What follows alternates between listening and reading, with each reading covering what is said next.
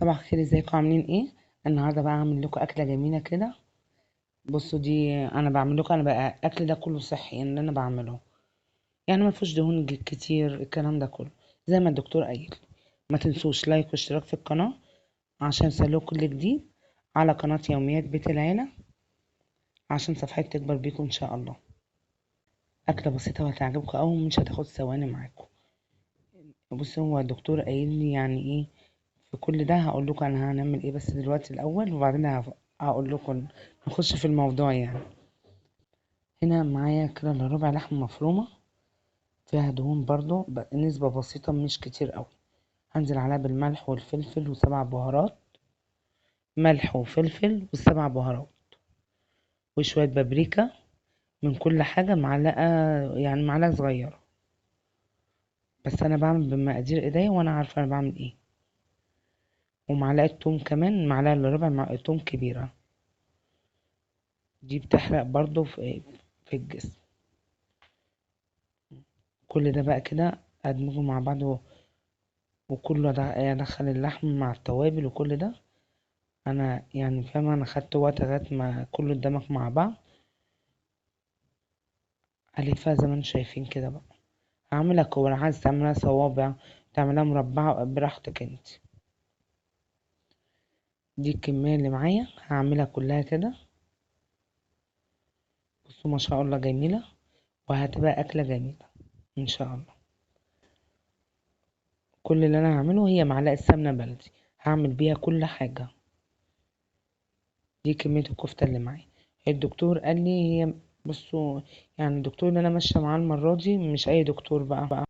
لازم يدخل في جسمك نسبة دهون يعني زيت الزيتون متاح والمعاكي، والسمنة البلدي معاكي برضو بس مش كل الكمية. يعني يعني باكل الاكل اللي انا عايزاه. ولو جحت بالليل برضو باكل 3 بيضات عادي. يعني هو مديني كل الكلام ده براحتي. يعني متاح أكل كتير قوي في الرجيم ده. يعني مش زي الدكاترة التانية، كله تونة سمك تونة سمك. لا، ده مديكي بقى تاكلي كبدة سوسيس لحمة، جميع أنواع البروتينات مديهالك. والسلطة والرز كمان بدخله في الأكل يعني كل حاجة، مش حرمك من حاجة. وبرضه أول ما هجيب ورقة الرجيم، أول ما أشوف خسيت ولا إيه. أنا لسه ده أول أسبوع بصراحة. انا كنت مبطله، ان انا كده حالة اكتئاب من الرجيم صراحة، ومن اكل الرجيم. بس هنشوف بقى المرة دي خير ان شاء الله. انا كده عملت الكفتة كلها اهي. جبت بقى طاسة كده على النار، هنزل بقى بالمعلقة السمنة اللي انا قلت عليها. هي دي المعلقة اللي هعمل بيها المكرونة وهعمل بيها الكفتة. بس كده هنزل بقى بشوية ملح صغيرين وشوية فلفل وشوية بابريكا برضو.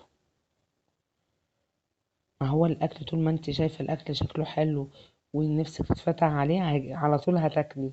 يعني مش هتقولي لا ده اكل الجيم، لا هتعب منه، لا مفيش الكلام ده ان شاء الله. يعني قال لي السمنه البلدي دي حلوه. اي نوع سمنه تاني لا بلاش. اي زيت تموين الكلام ده، زيت ذرة، مفيش الكلام ده خالص. هي السمنه البلدي وزيت الزيتون بس. انا هعمل دي كلها كده. الكفته رصيتها في الصينيه الاول، تغير لونها وتنزل دهونها كلها اللي فيها معايا هنا في الصينيه هنا. بس كده ادي لها تقليبه كده. ما تخافيش مش هتفك عشان ما فيهاش بصل اصلا. انا مش حاطه بصل. اقعد اقلب فيها بقى كده شويه لغايه ما تديني لون حلو كده ذهبي، واغطيها برضو لغايه ما تنزل كل الدهون اللي فيها. بس ما شاء الله اكله جميله. يلا اللي ما عملش لايك واشتراك يعمل لايك عشان يوصله كل جديد على قناه يوميات بيت العيله. بصوا نزلت قد ايه. كل ده انا عايزاه بقى. هصفي الكفته من الصوص اللي طلع منها ده عشان اعمل الاكل بقى.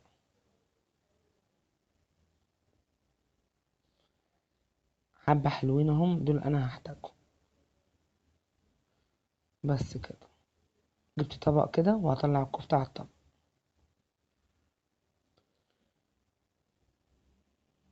هتجيبي بقى معلقتين صلصة، معلقتين كويسين كده، هتحطيهم برضو بقى مع الصوص الحلو ده. هقول لكم ليه. انا وعيالي وكله بناكل من نفس الاكل ده. يعني كلنا جسمنا عايز يخف اصلا.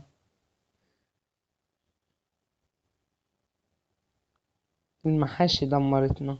هنزل بمرقة كده وهقلب لغاية ما تدوب خالص، وشوية المعلقتين الصلصة الكبار فضيتهم برضو، وكل ده اقلبه مع بعض. هسيب كله يتسبك مع بعض كده. بس خلاص كده اتسبكت معايا اهو. انا سلقة نص كيلو مكرونة، كيس يعني مكرونة، كنت غسلاه ونزلت بيه. بس كل ده اقلبه مع بعض. هي المكرونة انا سلقاها نص سوا، عشان لسه هحط الكفتة كمان، وكل ده ايه ياخد، اوطي عليه النار بقى يستوى بقى ويسخن مع بعض.